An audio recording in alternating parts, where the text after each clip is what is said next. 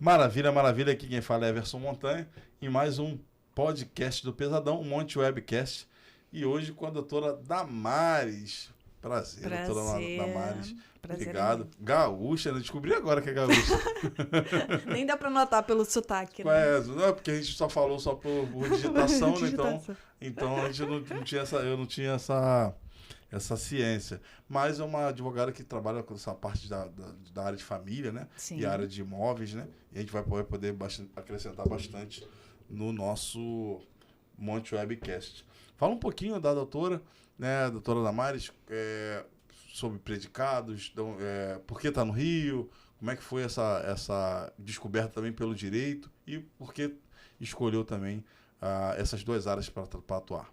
Então tá, primeiramente quero agradecer a oportunidade e então, vou só resumir um pouquinho da minha obra, né? Eu comecei no Rio Grande do Sul, eu fazia contabilidade, aí jogava vôlei, sou apaixonada por esporte e tal, enfim, jogava vôlei na escola. Aí nisso, a moça que tinha uma guria que jogava comigo e tal, e convidou para jogar num time da cidade. Aí fui jogar no time, que era patrocinado por um tabelionato, enfim, onde ela trabalhava. Aí ela entrou de licença maternidade e me convidou para trabalhar nesse tabelionato. Beleza, fui trabalhar. Daí terminei a contabilidade, tinha que fazer direito, porque tá no tabelionato, né, precisava do direito, enfim, e um pouco de influência da minha mãe, né, porque minha mãe é aquela pessoa, vamos ajudar. Até hoje ela ajuda todo mundo, né, enfim, ela gosta muito. Aí eu fui para a área do direito e me apaixonei por família, né, apaixonei. Tanto, né, que eu tenho a teoria e prática, né, já 3 divórcios, né, 3 casamentos, 3 divórcios, mas adorei. Fiz todo o meu trabalho de conclusão na área de família, fiz um artigo no Instituto Brasileiro de Família, lá do Rio Grande do Sul, que era a publicidade da União Estável, foi em 2010. Já me preocupava com essa publicidade, porque as relações, elas estavam fugindo, né, já estavam fugindo já anteriormente, mas do convencional, do casamento em si, daquela coisa do civil e tal, enfim, como hoje, né, a gente tem N relações conjugais, enfim. Então foi por isso. Aí eu vim pro Rio de Janeiro para casar, com o segundo marido. Trabalhei num escritório, onde o doutor Silvio só fazia trabalhista, não fazia família, eu já tinha mais ou menos a experiência, enfim, que fui agregando. E por aí vai, já estou há 11 anos aqui no Rio de Janeiro, atuando nessa área. Aí, hoje tá em carreira solo? Carreira solo. Carreira solo. Aí tem seu escritório? Como é que Isso, você não, hoje eu estou home office, enfim, né? Mas faço parcerias com outros colegas, mas é carreira solo. Maravilha, maravilha. Você falou sobre essa questão da união estável. Eu queria entender como é que é o que é a união estável e qual é a diferença principal para o casamento convencional? Então, vamos lá. O que é uma união estável? É a pessoa que vai se unir com outra, né? Vai ter uma relação. Toda relação conjugal, ela tem direitos e deveres, responsabilidades, né? A partir do momento que a gente mora com alguém, não vou casar, não quero casar lá no civil, não quero fazer, né, uma certidão de casamento, não quero alterar ou não um nome, não quero estabelecer um regime de bens, enfim, eu gostei do João e eu quero passar a conviver com ele. Ok, começo a passar a conviver com ele. Então, a união estável é isso, é ter o objetivo, ter a função, de ter seria o objetivo mesmo de morar com alguém, de ter como é que eu vou te explicar? A segurança? É a segurança, não, nem segurança, mas ter é querer, é ter o desejo de ter alguém. Oficializar, ter o desejo de ter alguém para viver com uma pessoa, beleza. Então, a gente, né, a união estável nada mais do que isso. Só que hoje não, já há algum tempo, o nosso direito, ele vem tentando regrar tanto a união estável quanto o casamento. Uma vez que eu não tenho um papel, porque hoje tem formas de fazer uma união estável. É uma escritura pública, ou tu pode fazer por um documento particular, ou simplesmente não querer fazer nada. Eu vou simplesmente morar com a pessoa e pronto. Ele é o meu companheiro, ela é minha companheira, ok. Só que a partir daí tem direitos e deveres. Vai ter direitos de, né, se adquirirem bens, se tiverem filhos, se a pessoa falecer. Independente da oficialização. Independente da oficialização. Eu posso querer fazer uma escritura, eu posso querer fazer algo particular, ou eu posso não querer fazer nada. Só que se eu não fizer nada e algo acontecer, o que eu vou ter que fazer? Algo como, ou se eu me separar ou tiver falecimento, eu vou ter que procurar a via judicial. Porque eu vou ter que procurar os meus direitos, dizendo, não, eu convivi com aquela pessoa, eu contribuí também, eu ajudei ela, e eu quero, né, eu tenho direitos sobre o nosso patrimônio, o que a gente constituiu, enfim.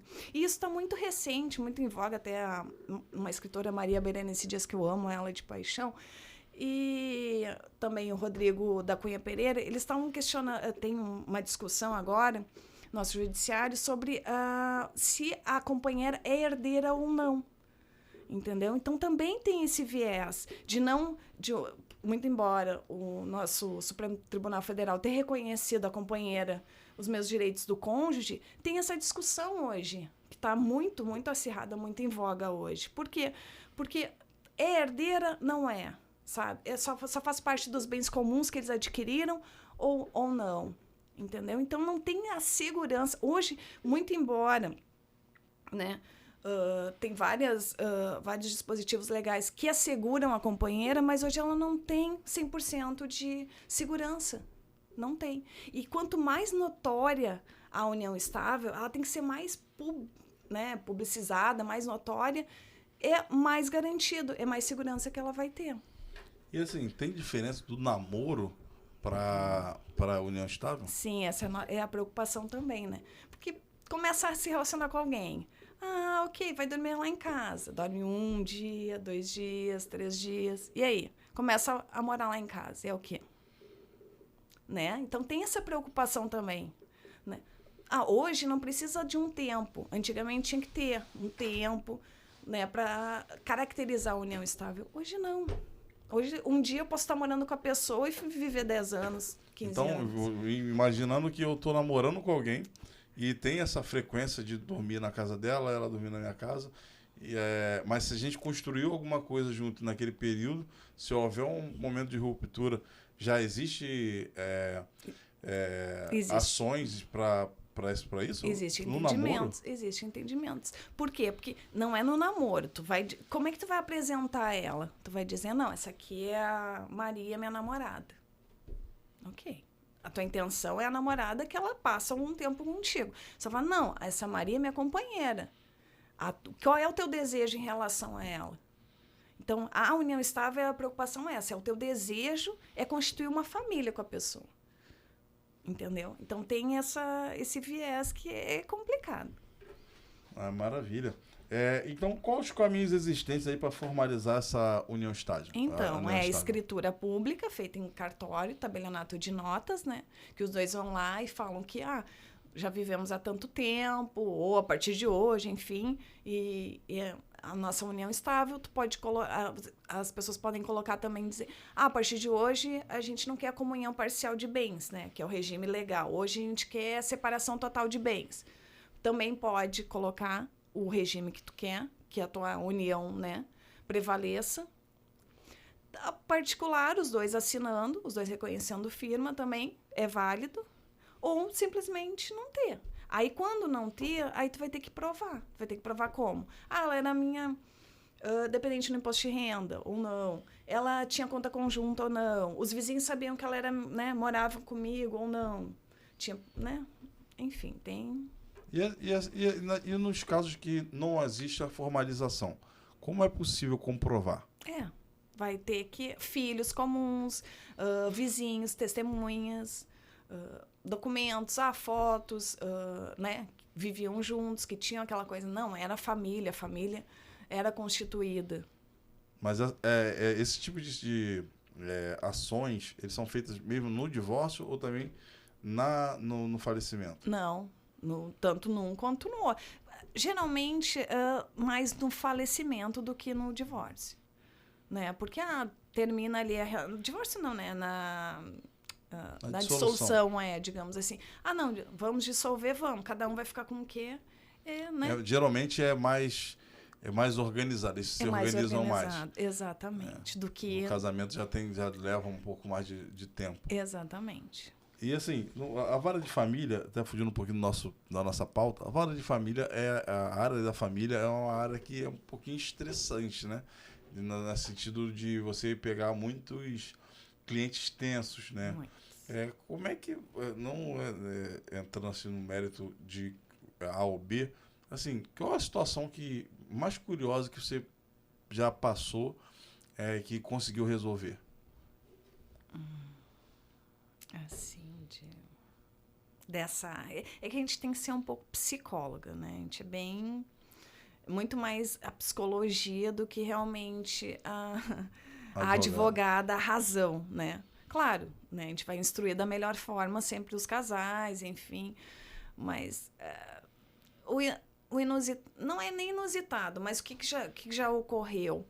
A pessoa era casada no civil, né? Enfim, e vivia e tinha essa união estável com outra pessoa. Só que ela não tinha, não é que o fato de ela convivia com essa outra pessoa em alguns momentos. E foi reconhecida que, quando a pessoa faleceu, a pensão foi dividida entre né? Porque ela alegava que não estava mais com a esposa, mas a esposa alegava que estava com ela e estava com a outra. Então, foi dividida a pensão entre as duas. Né? Isso... Mas agora não me vem à memória, mas tem vários, né? Mas é curioso também, porque ele poderia não estar mais, como já aconteceu no meu caso, eu tenho 3 casamentos, estou no terceiro, e durante um período de um dos relacionamentos eu era casado com a anterior, num desse período, tentando fazer todo o processo de divórcio. Né? E aí, se por acaso acontecesse dessa forma, talvez porque eu tenho filho com as duas, provavelmente iria ter essa mesma percepção, né? Sim. Não, mas não, mas ele estava comigo. Aí pega um vizinho que diz, não, mas ele ia lá. Muito embora a gente saiba, mas não, ele vinha e realmente estava com ela. Ah, mas estava com outro. Né? Se tu não tem algo formalizado, por exemplo, de uma intenção já que tu queria se dissolver ou divórcio... Ou a própria preocupação com o futuro, né? No futuro, exatamente. Eu ia perguntar também, assim, é possível converter a união estável no casamento e vice-versa? Isso. Não, vice-versa não. Mas só se tem a união estável, tu pode pedir para converter no civil, mas é mais fácil? É mais fácil?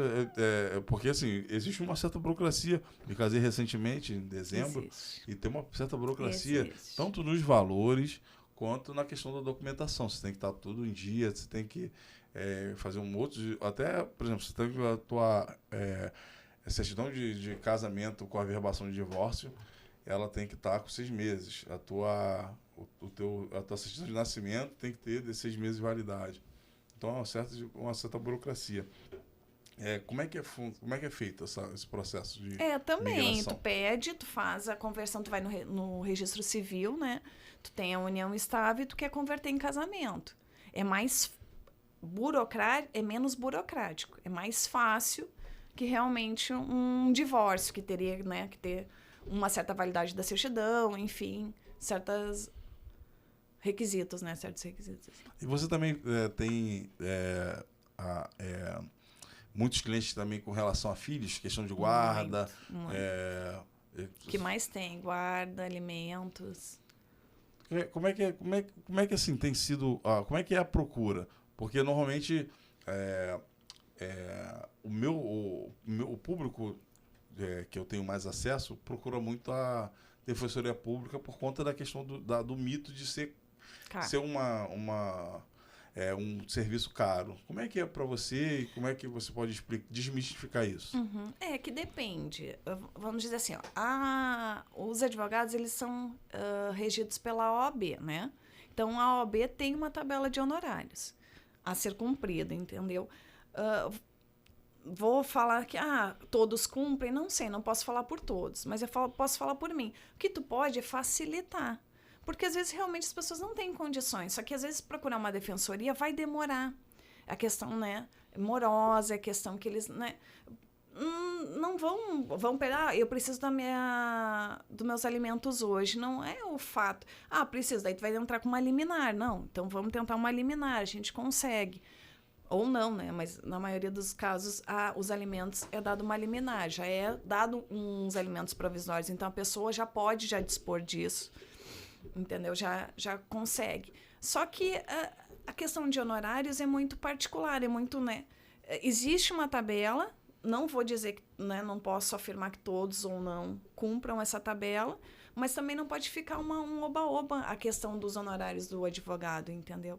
Então, não tem nem como desmistificar isso. A gente cobra conforme, né, existe uma tabela. O correto, entre aspas. Mas nem todo mundo faz isso. Pode facilitar? Às vezes pode. Cobra aquilo ali, mas pode parcelar.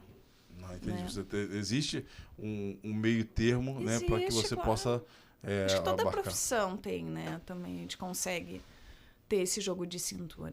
E como é que você tem feito, ou tem visto que você está buscando autoridade na rede social, que foi até o motivo que eu te procurei. Como é que está a aceitação das pessoas ao seu perfil, né, a procura, como é que está a internet? Não, também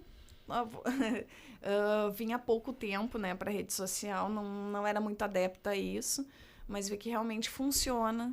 Eu acho que é um nicho que dá para ser explorado. O advogado ele tem muito conhecimento, às vezes, né, a gente coloca ali coisas que as pessoas podem procurar, podem olhar ali. Bah, eu tava precisando disso. Bah, olha, ele fez isso, ele divulgou isso. Julgados recentes, que é muito importante.